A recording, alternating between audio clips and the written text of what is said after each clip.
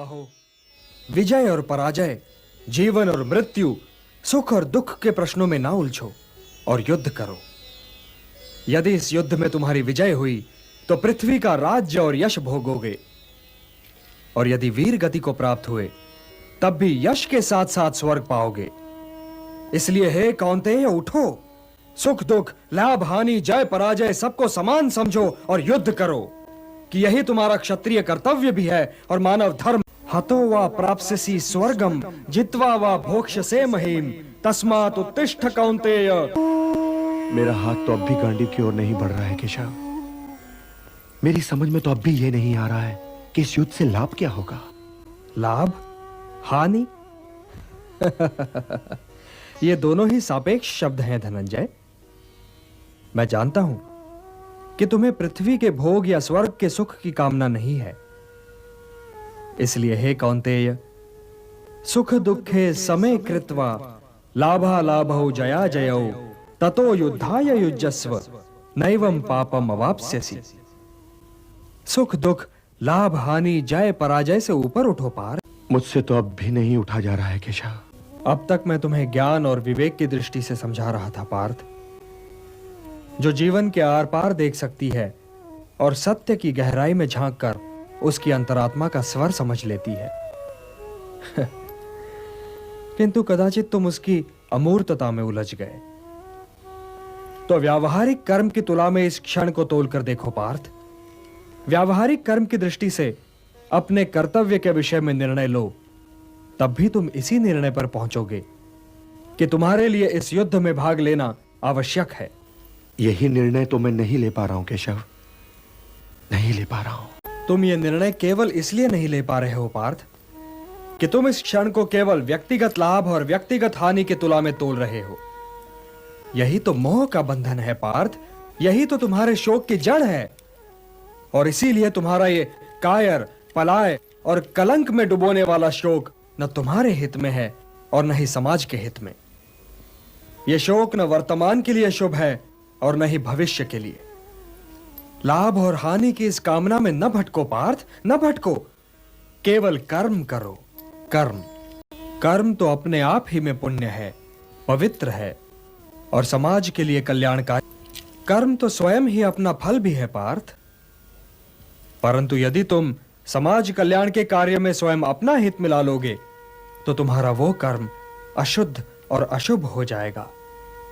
इसलिए हे पार्थ, निष्काम कर्म के मार्ग पर चलो, क्योंकि कर्म फल तो तुम्हारे वश में है ही नहीं। इसलिए केवल कर्म करो और कर्म फल की इच्छा न करो।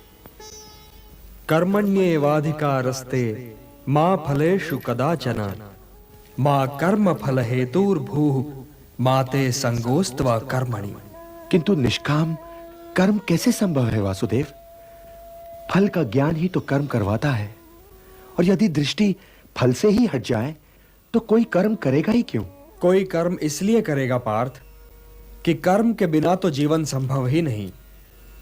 कुछ तो करोगे ही, या भोजन करोगे या नहीं करोगे, या भूखे को भोजन करवाओगे या नहीं करवाओगे, या युद्ध करोगे या नहीं करोगे। तुम्हारे पास तो केवल यही विकल्प है कि तुम क्या करो या क्या ना करो। परंतु परिणाम तुम्हारे वश में नहीं है पार्थ। कर्म फल तुम्हारे वश में नहीं है। तुम्हारे अधिकार की सीमा इस विकल्प पर समाप्त हो जाती है कि तुम युद्ध करोगे या नहीं करोगे। किंतु युद्ध का परिणाम तुम्हारे हाथ में नहीं है। यदि तुम विजय चाहो भी तो यह आवश्यक नहीं कि विजय तुम्हारी ही हो जाए, तुम्हारी पराजय भी हो सकती है। किंतु यदि तुम विजय से मोहित नहीं होगे तो पराजय से भी नहीं घबराओगे।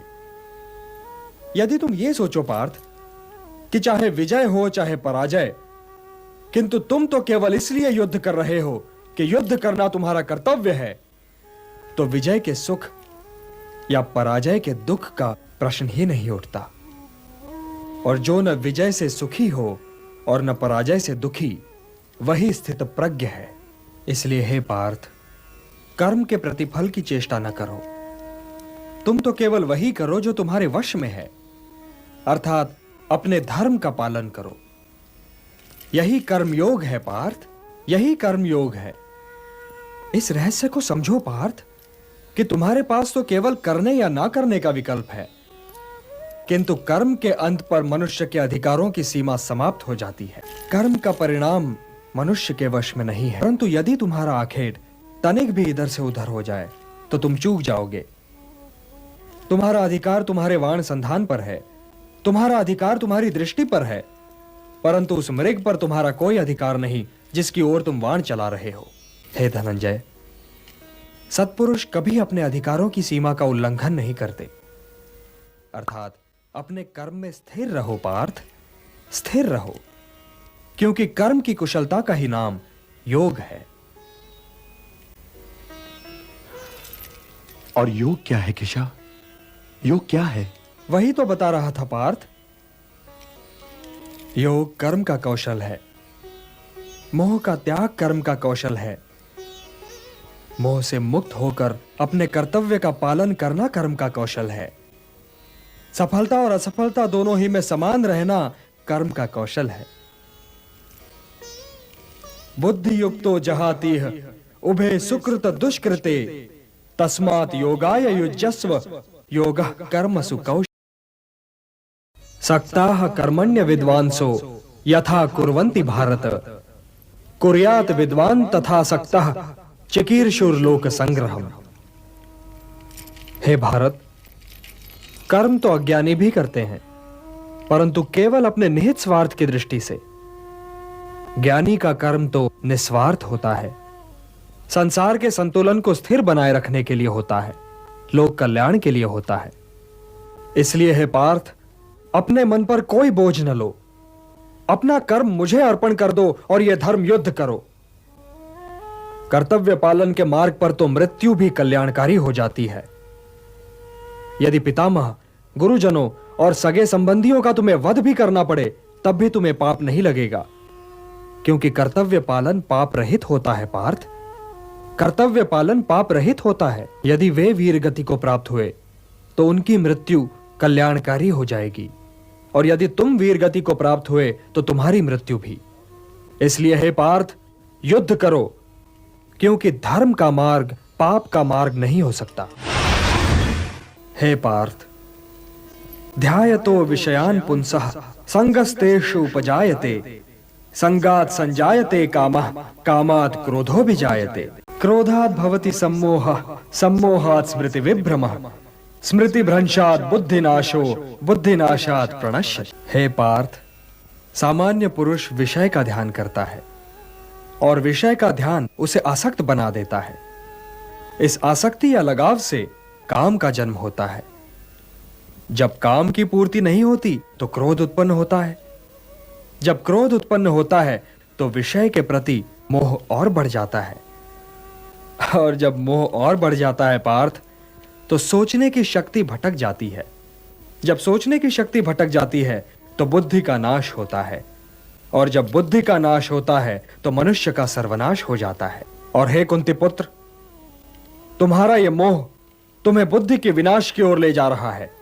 तनिक सोचो पार्थ कि जिसके पास बुद्धि ही ना होगी उसे शांति कैसे मिल सकती है? वो तो शांति और अशांति में अंतर ही नहीं कर सकता, और जो शांति को अशांति से अलग तक नहीं कर सकता वो भला कैसे सुखी हो सकता है? हे पार्थ, जैसे पवन के झोंके नाव को भटका देते हैं, वैसे ही कामनाएं बुद्धि को भटका देती हैं। पाप की बात निकल आई है तो यह बताइए केशव कि कभी कभी मनुष्य पाप करने के लिए इतना विवश क्यों हो जाता है? उसे कौन विवश है? उसकी वासना उसे विवश करता है, उसका निहित स्वार्थ उससे पाप करवाता है, उसका क्रोध, उसका मोह। इन शत्रुओं को पहचानो पार्थ। जैसे धुआं अग्नि को ढक देता है, या धूल दर्पण को, या झिल्ली गर्भ को, वैसे ही ज्ञान को ढक देते हैं काम, मोह और वासना। आवृतम ज्ञानमेतेन ज्ञानिनो नित्य वैरिणा काम रूपेण कौन्तेय दुष्पूरेणा नलेन। काम और मोह की अग्नि ज्ञान को नष्ट कर देती है, और इसीलिए ज्ञानी की वैरी है। हे कौन्तेय, अग्नि को स्वच्छ बनाओ दर्पण को परिशुद्ध करो और अपनी इंद्रियों को सौम्य बनाकर ज्ञान और विवेक के इन नाशकों का वध करो। किंतु हे केशव, धर्म की हानि होती ही क्यों है? धर्म की हानि इसलिए होती है पार्थ कि मनुष्य मोह के बंधन को नहीं तोड़ पाता, कि वो अपने स्वयं से नाता तोड़कर समाज से नाता नहीं जोड़ पाता। हे पार्थ, यदि ऐसा न हुआ होता तो लाक्षागृह दुर्घटना न हुई होती, द्रौपदी वस्त्रहरण न हुआ होता और कौरव और पांडव सेनाएं यूं आज एक दूसरे के सामने नहीं खड़ी होती। तो क्या द्रौपदी वस्त्र हरण पर मुझे क्रोध नहीं आना चाहिए था केशव? यह निर्णय तो स्वयं तुम्हें लेना है पार्थ, किंतु द्रौपदी वस्त्रहरण केवल तुम्हारी व्यक्तिगत समस्या नहीं है पार्थ।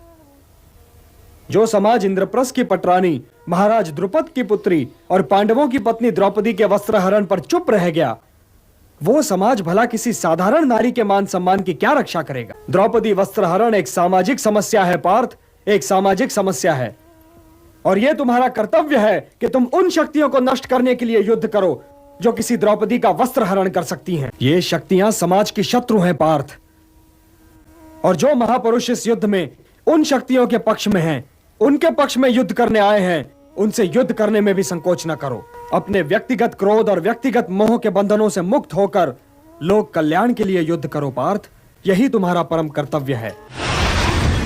हे पार्थ, तुम तो मेरे भक्त भी हो और मेरे मित्र भी, इसलिए मैं तुम्हें वो योग बताने जा रहा हूं जो बहुत समय से लुप्त है, परंतु सृष्टि के आरंभ में इसे मैंने ही सूर्य को दिया था, और सूर्य से ये मनु को मिला, और मनु से इक्ष्वाकु तक पहुंचा। सूर्य को दिया था? आपने ये योग सूर्य को दिया था? परंतु हे केशव, आपने आधुनिक काल में जन्म लिया है और सूर्य देव प्राचीन है, तो मैं ये कैसे मान लूं कि सृष्टि के आरंभ में ही आपने ये योग सूर्यदेव को दिया होगा? बोलिए केशव। बहूनि में व्यतीतानि जन्मानि तव चार्जुन, तान्यहम वेद सर्वाणि न त्वं वेत्थ परंतप। हाँ पार्थ, मेरे और तुम्हारे बहुत से जन्म हो चुके हैं, मुझे वो सारे जन्म याद है, परंतु तुम्हें याद नहीं है। हे परंतप, वैसे तो मैं अजन्मा हूं, अविनाशी हूं और समस्त प्राणियों का स्वामी हूं, परंतु मैं अपनी प्रकृति को अधीन करके अपनी ही योग माया से प्रकट होता रहता हूं। यदा यदा हि धर्मस्य ग्लानिर्भवति भारत, अभ्युत्थानम् अधर्मस्य तदात्मानं सृजाम्यहम्। परित्राणाय साधूनां विनाशाय च दुष्कृतां धर्म संस्थापनार्थाय संभवामि युगे युगे। हाँ पार्थ, मैं प्रकट होता हूं, मैं आता हूं। जब जब धर्म की हानि होती है तब तब मैं आता हूं, जब जब अधर्म बढ़ता है तब तब मैं आता हूं। सज्जन लोगों की रक्षा के लिए मैं आता हूं, दुष्टों का विनाश करने के लिए मैं आता हूं, धर्म की स्थापना के लिए मैं आता हूं, और युग युग में जन्म लेता हूं। इंद्रियाणि पराण्याहुः इंद्रियेभ्यः परम मनः, मनसस्तु परा बुद्धिः यो बुद्धेः परतस्तु सः। हे पार्थ, जड़ पदार्थ से इंद्रियां श्रेष्ठ हैं और इंद्रियों से श्रेष्ठ है मन, मन से श्रेष्ठतर है बुद्धि और बुद्धि से भी श्रेष्ठ है आत्मा। तो आत्मा की चिंता करो पार्थ, आत्मा की चिंता करो, और देह, इंद्रियों, मन और बुद्धि से ऊपर उठने का प्रयत्न करो।